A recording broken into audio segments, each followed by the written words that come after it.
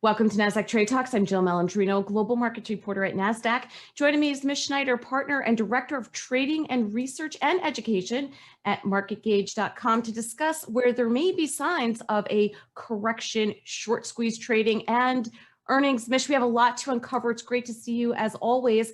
And we talk about valuations. We talk about where we could be seeing some signs of a top. Where do you expect to see some corrective activity? Well, we already started to see a little bit of corrective activity, at least in terms of the momentum declining last week.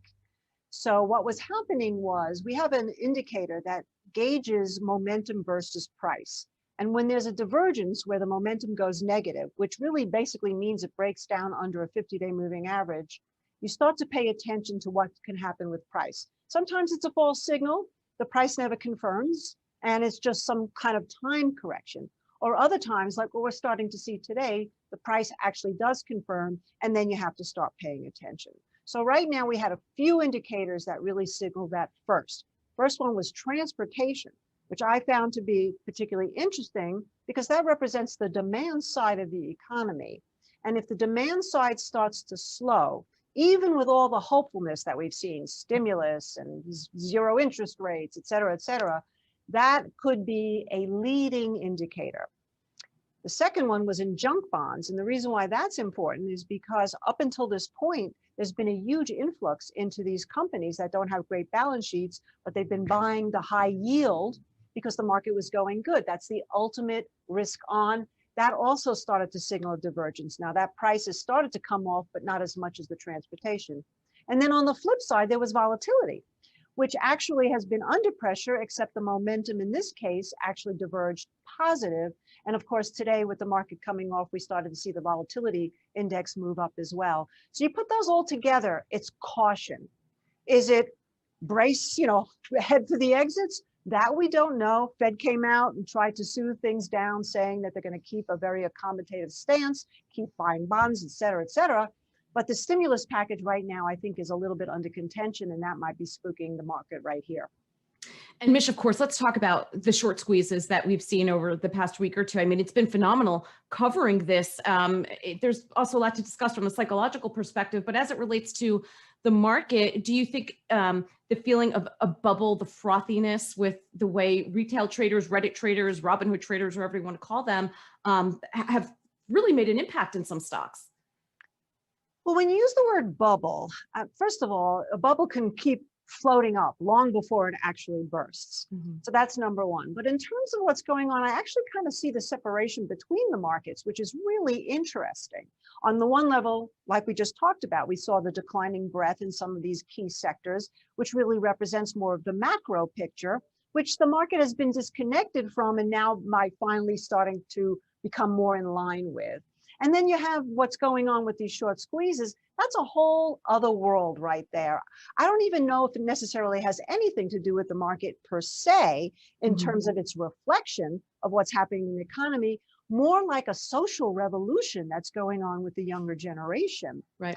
And I find that fascinating, actually, because we've never seen anything like this, and at least not in the markets. And that's why I kicked it off saying from a psychological, a sociological perspective, it really has been fascinating to cover this. But as a professional trader, can you effectively trade this? Is it not, or in your case, is it not part of your practice? I mean, I can't imagine that this is only retail driving this. Well, actually, it's a great question because I was a commodities trader back in the heyday of commodities. And I hate to age myself, but it was when commodities actually were booming. And so for me and for us at Market Gauge, who were all on the floor, this is kind of how things were.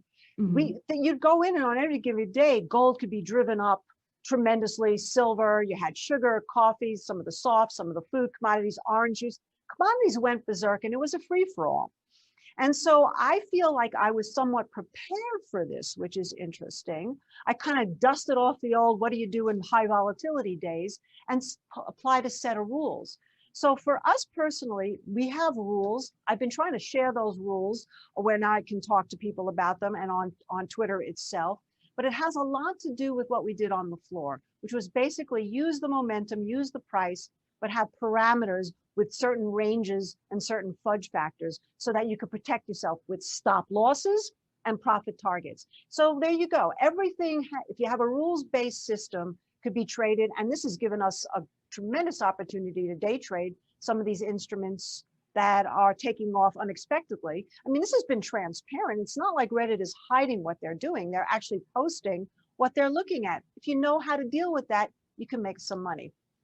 Right. And exactly. How is this any different than what you see hedge funds or professional traders, if you will, do that? They're going on CNBC, My Show, Bloomberg, Fox, talking their books. They're doing investor presentations all over the world, talking their books and their positions. Perhaps they might have more of a fundamental reason behind it than we're seeing with Main Street. But, this isn't, I don't feel like these traders are not being transparent. They absolutely are being totally transparent. Right. And yes, it is upsetting the apple cart, but it's also the whole okay boomer movement that has started now for a couple of years.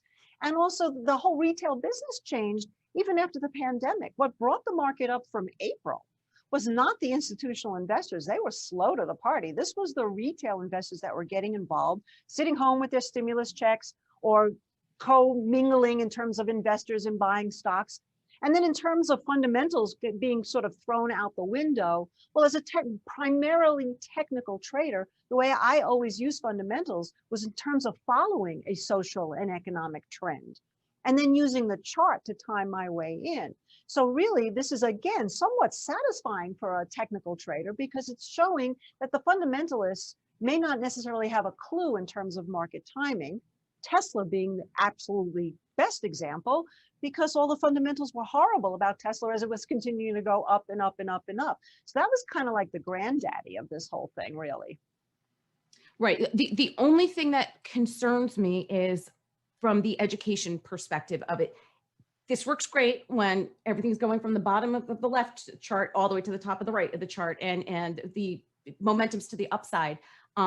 It's not always like that, as we're very well aware of. So from an education perspective, I am concerned there. I don't want investors to get blown up and then be afraid to come to the market because, as thinking longer term, you do want people to have a healthy relationship with their investments and financial future.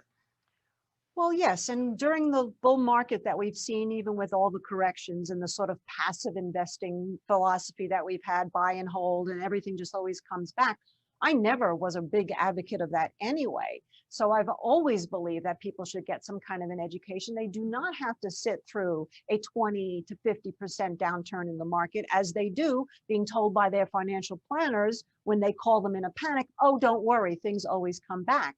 Now, of course, we're in hyperdrive for that right now, but this is the perfect time to get an education in terms of trading. And there is a plethora of people out there who would be happy to help with that, including us, for example, especially even though we are boomers, and I know we are perceived somewhat as the establishment, and we're going anti-establishment. The truth of the matter is those of us who have been around long enough know that during that commodities heyday, exactly what you just said, Jill, there were people who made money and blew out, and you never saw them again. Then there was a good percentage of people that made money, gave some back and said, whoa, wait a minute, maybe I should really try to figure this whole thing out, have a system. And then there were the people who made their millions and millions of dollars and left, and you never saw them again and went on to other things. I don't see this as any different other than the fact that that took like 3 years or 4 years. This might be taking a couple of weeks. Right. So interesting. Mish, great to catch up with you as always. Thanks for joining us on Trade Talks, and thanks for joining me. I'm Jill Malandrino, Global Markets Reporter at Nasdaq. Thank you, Jill.